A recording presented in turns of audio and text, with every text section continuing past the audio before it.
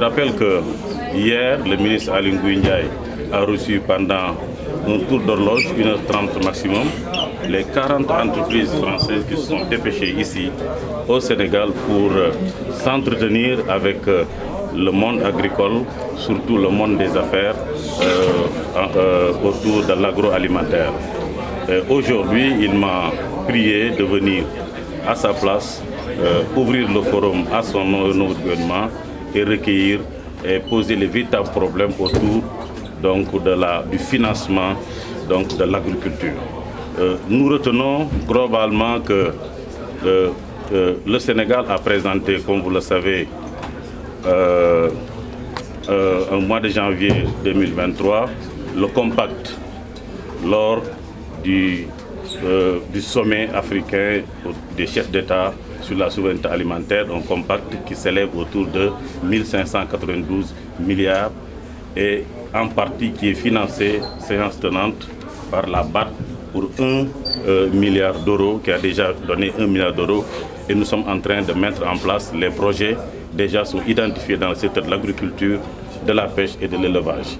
Maintenant, le financement restant, nous sommes en train de le rechercher autour d'autres partenaires et c'est heureux que nous avons reçu aujourd'hui, pendant 2-3 jours, un groupe d'entreprises françaises qui vont voir comment elles peuvent participer véritablement dans le financement de ce grand compact que le chef de l'État a présenté au mois de janvier 2023. Je dois rappeler hier que le ministre a eu à le dire au groupe d'entrepreneurs français que nous avons déjà un financement acquis par la BAD. Nous recherchons encore un autre financement par d'autres partenaires et les entreprises françaises sont les bienvenues pour nous aider à combler ce gap.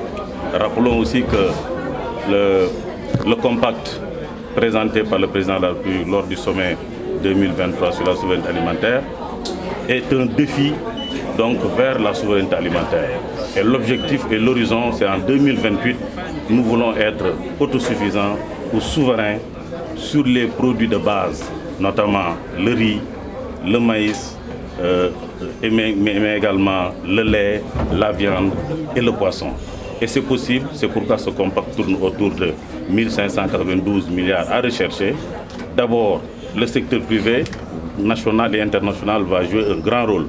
Et enfin aussi, les nationaux, c'est-à-dire les exploitants, mais également l'État aussi, aura aussi son rôle à jouer. Donc nous sommes très heureux aujourd'hui de venir ouvrir, mais aussi discuter. Et nous avons entendu les panélistes qui se sont exprimés sur la question de la souveraineté alimentaire et notamment l'accompagnement de l'agriculture qui constitue aujourd'hui le moteur de la croissance. Le DG du BOSS est revenu largement, Madame la directrice générale de DRFJ aussi est revenue sur le financement de l'agriculture et dont les principales activités autour du financement des jeunes et des femmes tournent aujourd'hui autour de l'agriculture. L'APIX a fait aussi un bref résumé sur les différentes activités qu'elle accompagne, les différentes activités dont elle accompagne les investisseurs.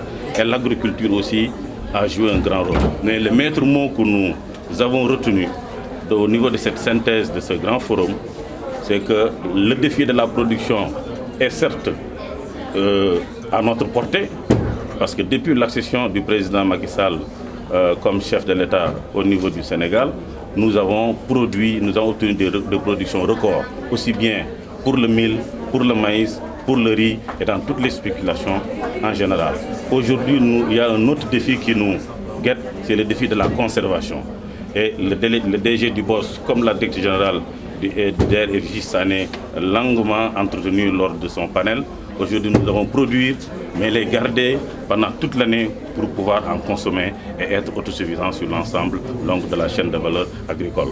Mais également, il y a un autre défi qui est la transformation.